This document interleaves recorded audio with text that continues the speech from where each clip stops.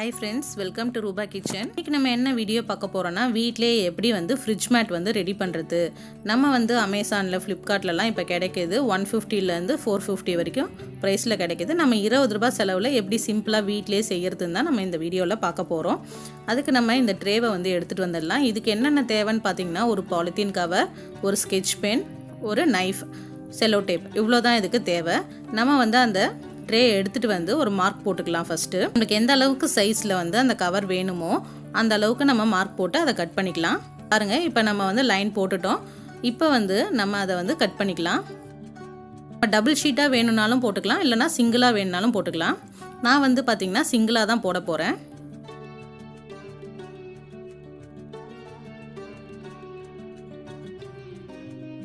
Cut பண்ணிட்டு இது மாதிரி டபுள் ஷீட்டா இருக்கு பாருங்க, அதை வந்து நான் சிங்கிளா மாத்திக்கிறேன். இந்த மாதிரி வச்சுட்டு நம்ம லென்த் வந்து கரெக்டா இருக்கான்னு அட்ஜஸ்ட் பண்ணிட்டு சைடுல வந்து செல்லோ டேப் வச்சு பேஸ்ட் பண்ணிக்கலாம்.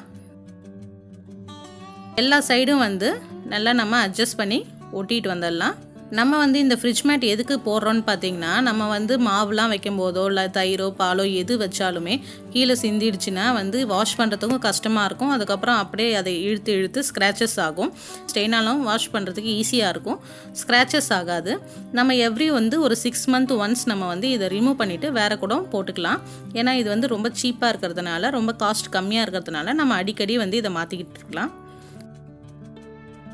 இப்போ பாருங்கள் நம்ம ஃபுல்லாகவே வந்து பேஸ்ட் பண்ணிட்டோம்.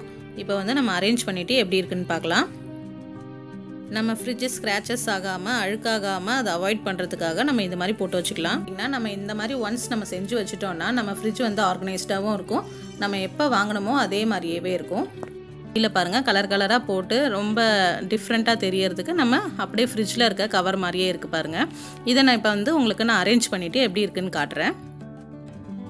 பாருங்க நான் எல்லாமே அரேஞ்ச் பண்ணிட்டேன். அந்த கவர் போட்டிருக்கிறதும் தெரியல, ஆனால் நம்மளுக்கு சிந்தனாலும் எடுத்து ரிமூவ் பண்ணிவிட்டு வேறு போட்டுக்கிறதுக்கு ரொம்பவே ஈஸியாக இருக்கும்.